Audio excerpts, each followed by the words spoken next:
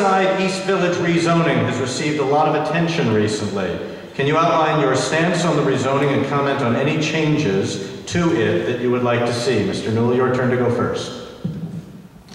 Thanks, Dan.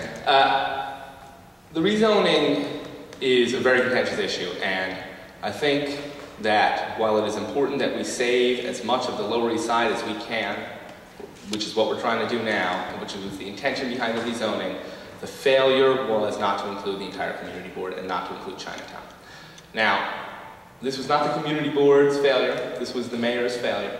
This was a failure at the city level because we have a government right now that puts the priorities of developers over the priorities of New Yorkers. However, a rezoning that saves one part of the community while forcing developers onto another part of the community is the wrong use of our resources. When we split our coalitions like that, we don't win. And we've got 16 hotels planned on Bowery between Canal and Houston Street. Those are pushing people out of their homes. Those are pushing people out of their communities. We need to make decisions that include all of our community. We have the resolution that's on the table is the current zoning policy. We should use this opportunity to demand that we include all of our community. Given that that opportunity is passed, we have to approve the rezoning as currently exists. Thank you, Mr. Henry.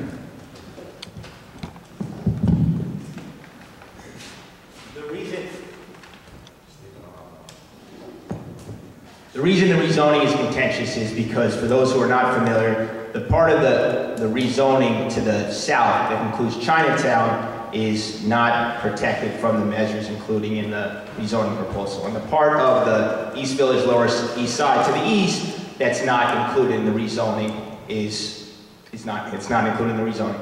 So the reason for the contention in the community is the members, many lower income and middle income members of Chinatown and parts of the Lower East Side are afraid, rightfully so, that developers, once they are not allowed to build in the East Village, the part of the East Village that's included in the zoning provision, we'll build in Chinatown and we'll lose more of our Chinatown residents. We'll build on the part of the Lower East Side that's not included, and we'll lose more of our lower income, particularly Latino and Chinese American residents.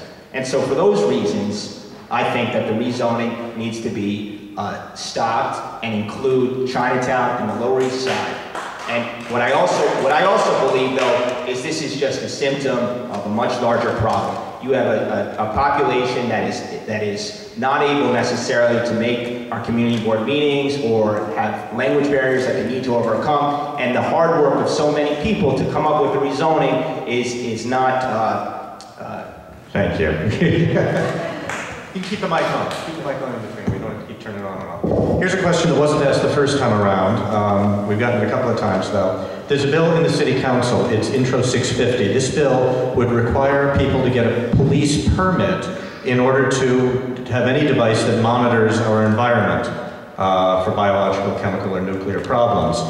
This bill has been opposed by about 60 organizations, including Environmental Defense, National Resources Defense Council, several Manhattan community boards. Where do you stand on it? What will you do to try and help either defeat the bill, or if you're in favor of it, pass it? And maybe if you want to talk about something you'd rather have in its place. Mr. Henry, your turn to go first. I can tell you what I've already done to try to help defeat this bill. I was, as a volunteer on Community Board 3's Environmental Committee, who the chair is actually here in the room tonight, we looked at the legislation and made a recommendation, or the Community Board's Environmental Committee rather, made a recommendation to Community Board 3 to oppose the legislation. So I, as a lawyer with some experience working on environmental issues, I looked at it, asked the questions that I needed to be asked stakeholders who had an opinion or were experts on the issue themselves, and I helped to persuade Community Board 3 to oppose the bill, which is what I think is proper.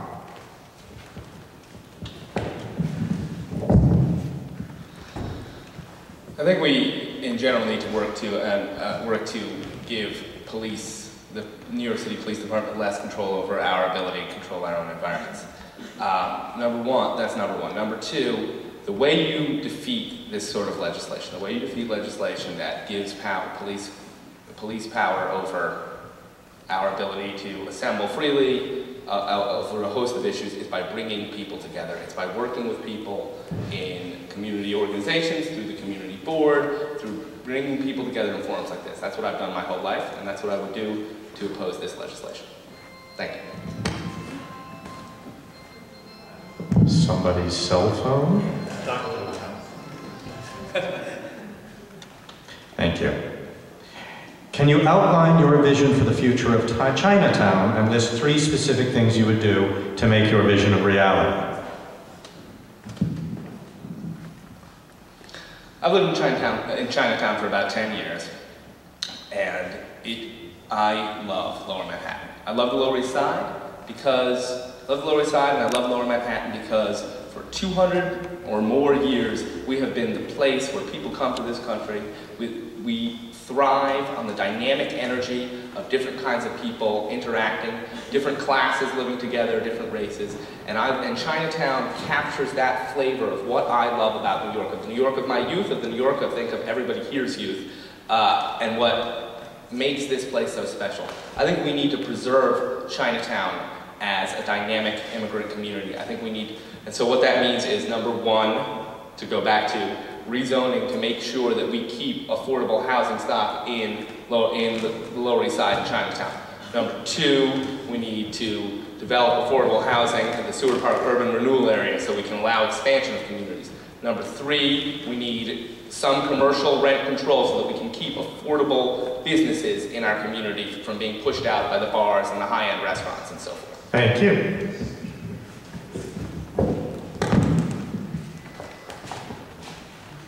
Part of my vision for Chinatown is enforcing the labor laws that exist now. There's many people in the Chinatown community who work hard and are exploited by subcontractors or others. So what the state needs to do is make new laws designed to make subcontractors accountable to their labor force and enforce the existing laws.